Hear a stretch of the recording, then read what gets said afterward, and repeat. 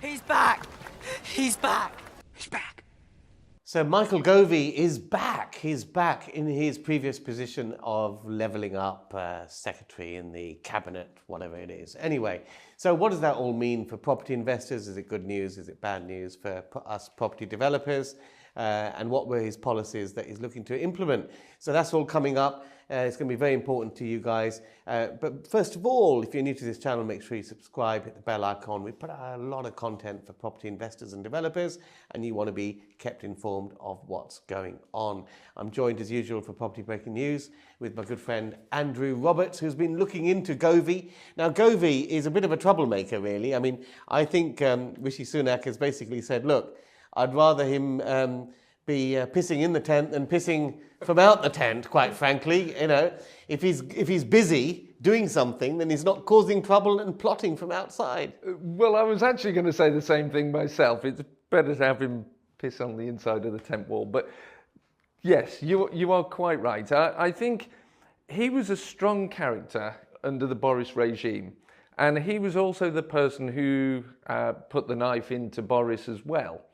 And as a minister, you want him on side. So Rishi wants him on side. His policies, some of them unpopular, some of them absolutely brilliant for us as developers, property investors. So just talk us through what is on Gove's agenda and how it will affect property investors and developers. Sure. Well, we've got a number of things here. We're looking at, number one, the permitted development rights. Yes. Very pro permitted development rights. Number two, national planning policy framework. On the permitted development rights, sorry to interrupt you, but the permitted development rights are very good. Some councils has fought back. They've fought back and they've tried to get Article 4s on them and stuff like that. What's his attitude? What's his attitude towards that? Has he rolled over or fought back? Well, we did a previous video on this exact topic, and what we demonstrated is he fought back and said, nada, you're not having these permitted development rights revoked in your borough through an Article 4. What we're going to do in your borough is take you back to the legislation where it says minimum number of buildings and almost specifically naming the buildings that are going to be protected by the Article 4 rather than borough-wide. I remember the... So basically what we're saying about Michael Gove, and it's good to have him in position, is that they've put out these permitted development rights. Councils are trying to weasel their way out of it, but Michael Gove is going straight back to the legislation and basically slapping them on the knuckles and drawing a sort of real straight line in the sand. Totally. And you mentioned the national policy framework. National planning policy framework, yeah. Bit of a mouthful. He instigated a review, which when Boris left and there was a change of housing ministers and a change of Prime Minister, that all got thrown in the bin. And it was like, well, we're going to go to local councils making the decisions and get rid of the planning inspectorate and hang on, you know, that's basically putting the NIMBYs in charge of planning. Well, what Gove had proposed in the NPPF was to make it more developer friendly, more pro-development. And what we're looking at here is things like the sill charge as an example, where currently, depending on your local authority, 6 to 12 properties, you'll start paying community infrastructure levy.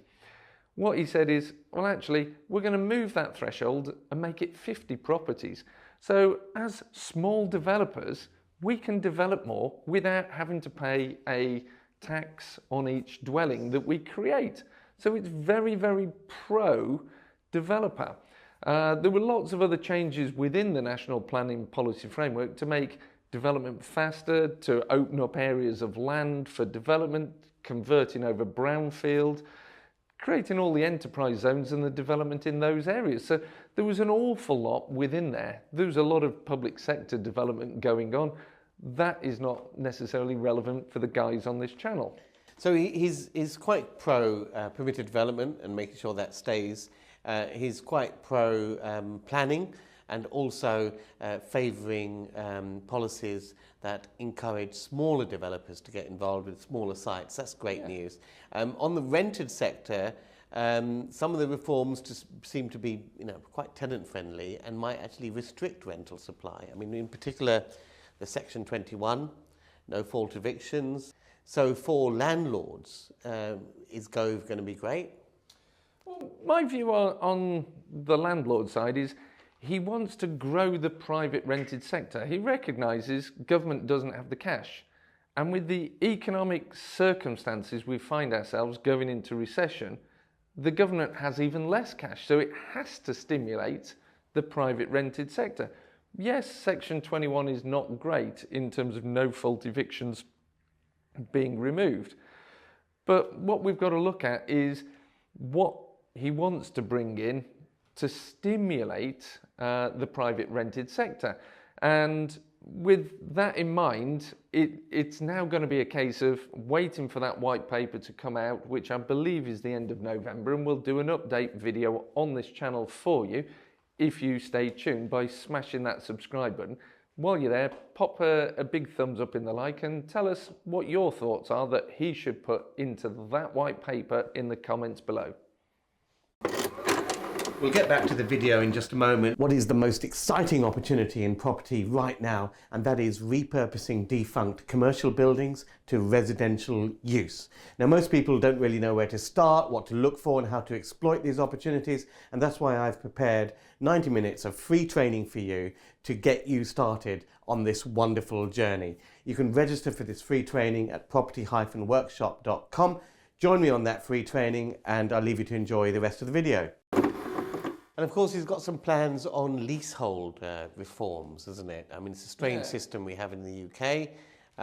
You don't actually own a leasehold flat as such. You just have the right to use a particular space in a building for a specific time period. That's it. I mean, leasehold's an interesting concept, but what he's looking to do there is reform the Leasehold Act. There's been a few things of more recent years where major house builders have been building new build houses, and what they've been doing is selling them on a leasehold so that every year you have to pay them a rent for your land that the house is built on. And some of these leaseholds were bundled up and sold to franchises who would manage the leaseholds. And unfortunately, some of them were being a little bit less than decent about the way they did things. And there was a lot of uproar about people being charged many thousands of pounds just to stay in their own home on an annual basis. So he's tackling the leasehold reform.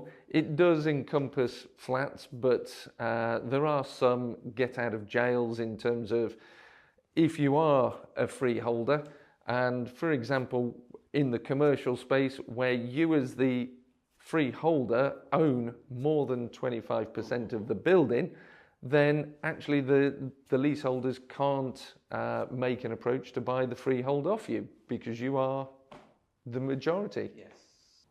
The main takeaway for us, I feel, and I'm going to be optimistic about this, is that we're heading for a recession. There's going to be lots of availability of, in particular, commercial property out there, as we've discussed in previous videos. But at the same time, the government has got to see growth. And one area of which is an easy win for growth, because it takes time to set up factories and all that sort of stuff and produce widgets. But it doesn't take too long once you've got the permission in place to convert a defunct commercial space into residential usage. So that's a quick win in terms of economic activity. So I think there is a incentive, a massive incentive to encourage permitted development and to push back against the councils wanting these Article 4s. So that these commercial buildings, these disused commercial buildings, which there'll be much more of in the recession, get revitalised, brought back to life, and start contributing to growth again. Well, I would 100% agree with you, and I'd sort of come back to a few facts here. And the government has got a target to build 300,000 new homes. Now, in a recession, new house builders tend to ease off the gas, and they tend to only build as they've sold the plot. So that is going to slow things down. Now, an interesting statistic is on a new build, it typically uses £100,000 worth of materials and labour and pumps £100,000 into the economy.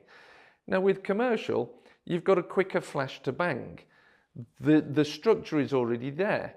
So from our experience, it's around about £35,000 to £50,000 per flat that we create on a commercial to residential conversion. So that is pumping cash into the economy.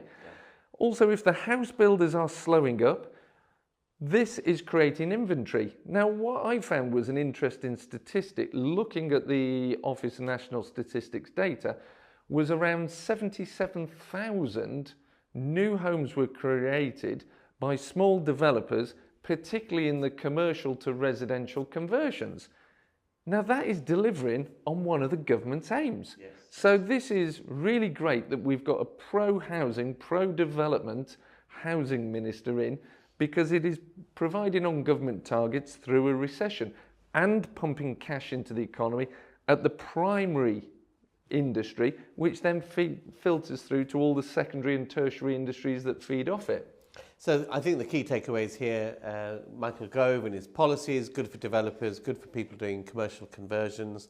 For buy-to-letters, there will be more legislation, which I think is just a bit of a vote grab, really, to play to the gallery. But how much that will be onerous is yet to be determined, because it does seem to be a lot of the legislation that's proposed. Those sort of controls are already there under other laws that already exist, which perhaps aren't being enforced. So I think that's a summary, really. Yeah, no, I think you've nailed it on the head, Ranjan. But what I would like to remind people is we host the Baker Street Property Meet, which is the UK's largest property meet. We have over 300 people there every single month in central London, covering all of the key topics of the moment. So if you want to stay on top of your property investing game, get yourself down to the bakerstreetpropertymeet.com. Catch you guys in the next video. High streets across the land are changing forever. Basically, there's an oversupply of retail premises. Shops are closing down, more are going to close down in the future. The government know this, and that's why they're introducing a light touch planning system which allows small developers to easily repurpose these buildings to residential use under a light touch planning regime called permitted development. Now, this is going to be the biggest revolution and the biggest change and the biggest opportunity for property investors that I've ever seen. And this is all coming into effect on 1st of August. So you need to know what's happening and what properties to look for to take advantage of these opportunities so that you can get in there and take that first mover advantage. I've got a 90-minute free masterclass to get you ready for August the 1st. Make sure you join me, click the link below. Whether you're a beginner or expert, we'll get you started.